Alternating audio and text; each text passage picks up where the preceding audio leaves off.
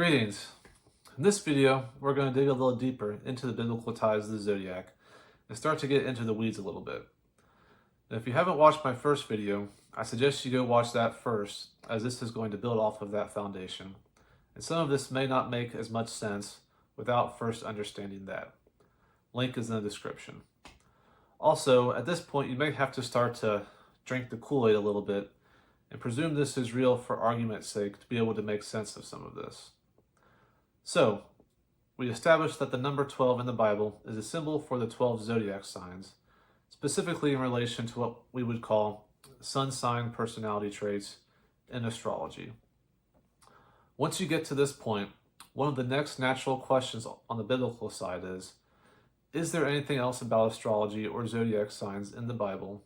And if so, what does it mean? There's a few passages that are decent candidates, but if they're meant to tie to astrology, it's hard to decipher what the meaning is. Two passages in particular, though, or rather one symbol repeated in two different places, is almost certainly pointing to the zodiac, and that would be the four living creatures mentioned in the books of Ezekiel and Revelations. Now first, let's look at Ezekiel chapter 1. Each living creature had the face of a human, on the right the face of a lion, on the left the face of an ox, and the face of an eagle. In Revelations 4, you see the same four faces, though the specifics seem to be a little different. The face of a lion, an ox, a man, and an eagle. Many scholars have tried to figure out what the four living creatures are symbolic of, and almost every attempt that I've heard is fairly weak, or leads to something that is fairly meaningless, to the point where I don't even think they're worth mentioning. If bored, you can look them up for yourself. There is one that makes sense that is highly related to the interpretation I'm going to talk about, so we'll cover that in a bit. Nevertheless, the four living creatures are kind of an enigma at the moment in mainstream Christianity. Now, how does this tie to the zodiac?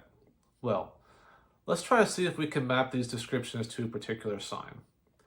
The lion and ox would be pretty obvious in that the lion maps to Leo and the ox maps to Taurus.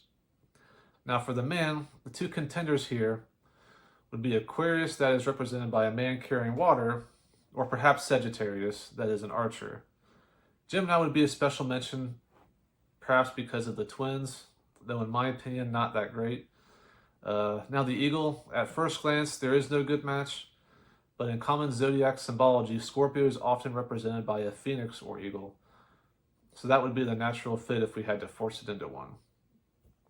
Now, if you take a look at the positions of the signs within the zodiac, you notice that 3 out of the 4 are equally spaced apart. And if you were to interpret the man to be represented by Aquarius, then all 4 would be equally spaced apart. The fact that the 4 living creatures can be matched at all to the zodiac says something. But adding in the fact that when you do this, you get a symmetrical pattern within the zodiac, it says quite a bit more. And arguably in itself would be enough evidence to suggest the zodiac interpretation is correct. But also, these 4 signs are considered the 4 corners of the sky, so to speak, in astrology and astronomy, to ancient people, and also denote the 4 seasons. So they have significance in the zodiac beyond just their symmetry. But if that was enough evidence, it gets even stronger, to the point of near certainty that the 4 living creatures are meant to point to the zodiac. To get to this, though, we have to go to several other passages and get pretty deep into the weeds. Now, none of these passages is going to make much sense by themselves. When you combine them to recreate the history, it becomes plain. So I'm going to try to summarize this, but Ron Wallace does a decent job of laying this out completely in the link in the description at BibleFragrances.com, despite coming to a different yet related conclusion. First, the foundational passage here is about the marching orders of the camp of Israel while in the desert, found in Numbers chapter 2. It has Judah on the east side, Reuben on the south side, Ephraim on the west, and Dan in the north. Now, when each tribe was marching, it states in verse 1 that each camp will have its own standard, as well as march under a banner according to their families, typically interpreted as their tribe. Then it goes on to list 4 standards corresponding to 4 directions, with 3 tribes in each standard. So there's 12 banners and 4 standards, with 3 tribes being under each standard. Now, what was on these banners and standards? Each of the 12 tribes has a banner to represent itself, and you can look those up. We don't know what was on the 4 standards, but we can make some educated guesses. What else is interesting is that the 12 tribes are at times likened to different things when Jacob blesses his 12 sons before he dies in Genesis 49. Moses does a similar thing in Deuteronomy 33. We look at the blessing in Genesis 49. Reuben is the firstborn and likened to water. Judah is likened to a lion's cub. Dan is compared to a serpent. And Joseph, which is represented by his son Ephraim in the standard, is a fruitful bow, which would be a main tree branch. Now, if we were to try to match these to zodiac signs, Reuben, or water, would map to Aquarius, which is consistent with the man from the 4 living creatures, suggesting an Aquarius interpretation over Sagittarius, as we discussed earlier. Judah, or a lion's cub, would again easily map to Leo. Dan, or the serpent, would map to Scorpio. And Joseph, or the branch, wouldn't easily map to anything. However, if you go to Moses' blessing in Deuteronomy 33, he likens Joseph to a wild ox, which is what is actually on the flag of Ephraim. So that would again clearly map to Taurus. So we see the same pattern in Israel's marching pattern as we see in the 4 living creatures, one interpreted through the zodiac. Now, an interesting thing happens when you lay out the order of them all. There is the lion on the east, the bull on the west, eagle or snake to the north, and man or water to the south. Now, in the book of Ezekiel, it has the lion on the right side, bull on the left, and then the man mentioned first and eagle mentioned last. The 4 living creatures were symmetrical with their faces, with each occupying a specific direction. And if you were to be facing north, these would match up perfectly with the Israelites' marching orders, assuming that since the man is mentioned first, it is the closest one to Ezekiel, and the eagle is furthest away since it's mentioned last. Now, this pattern does not exactly match up with how the zodiac symbols appear in the night sky, but the symbols are there nonetheless, and there is a different zodiac pattern in Revelations that we'll see a little bit later. Now, as a side note, there is a Jewish tradition that these 4 standards each had a color associated with them and a living creature, and describes those symbols to those in Ezekiel, though there is not good documentation that can be pointed to for that belief, even if it is true. The lion and ox would still match up regardless, as the symbols are identical between the 2 passages. The waterman combination is perfect with Aquarius, but no real good Jewish root for that without the zodiac, other than just following the pattern of the matches with the lion and ox, and assuming that the odd one out should match and fill the void. Now, it's hard to know when exactly Scorpio started to be associated with an eagle. We can infer that the snake association came fairly early, as the constellation Ophiuchus, the snake bearer, is right next to Scorpio in the night sky and overlaps with it in time progression. The alternative Jewish tradition has the snake substituted with the eagle since it's the predator of the snake, and also perhaps because Dan means judge in Hebrew, and the eagle is often connected with judgment in other passages. It's important to note that both interpretations could very well be true.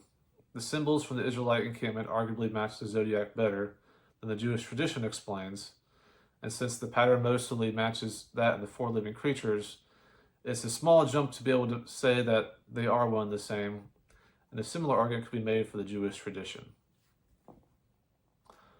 So, what does this pattern with the 4 living creatures mean in the context of the zodiac? First, let's go over the facts again. The number 12 is a symbol for all people, which I went over in the first video. Also, it's tied to a 12-month period via the tree of life yielding 12 fruits each month, found in Revelations. This is also a stronger tie to the zodiac, as the zodiac was used in their calendar.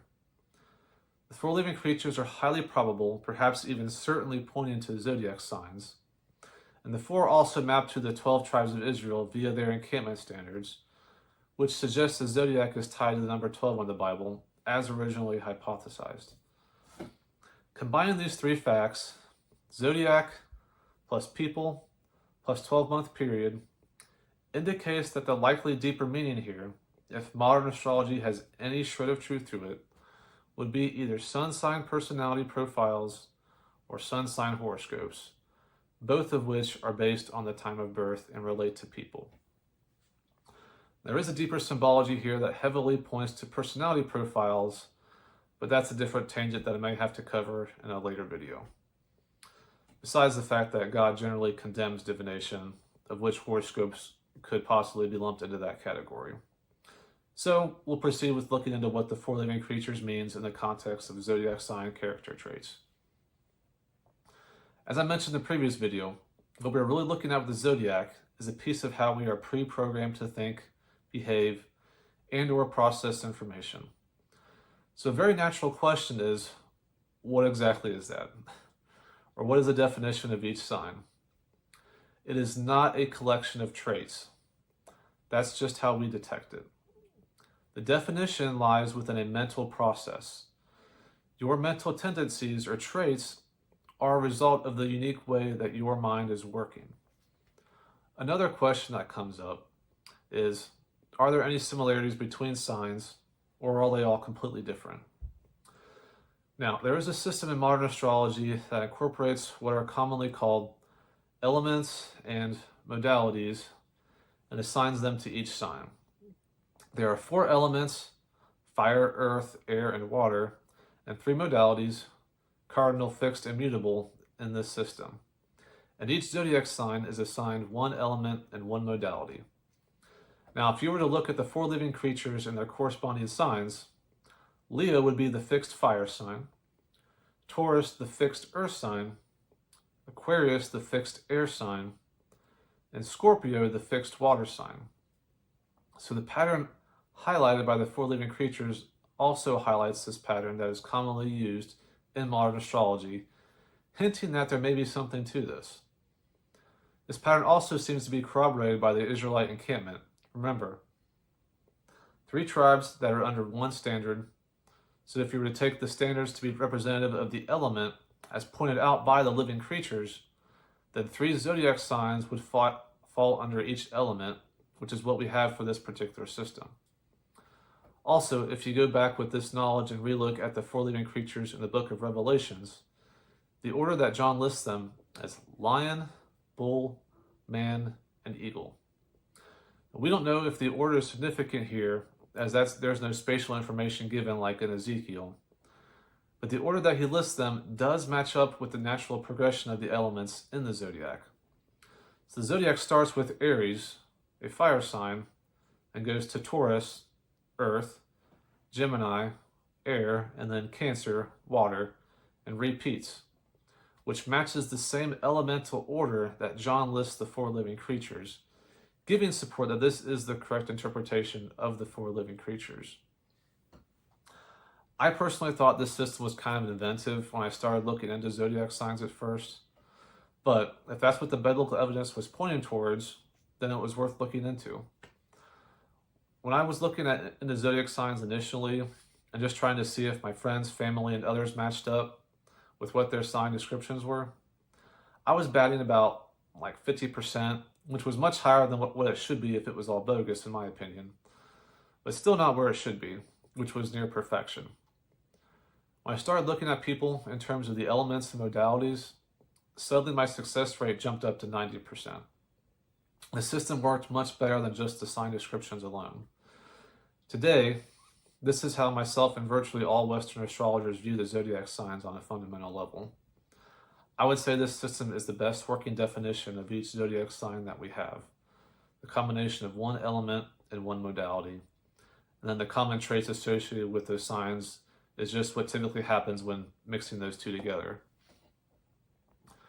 So, like I mentioned in my last video, I think this is really interesting and exciting, as it has the potential to give us insights into what it means to be alive, human, or maybe even conscious.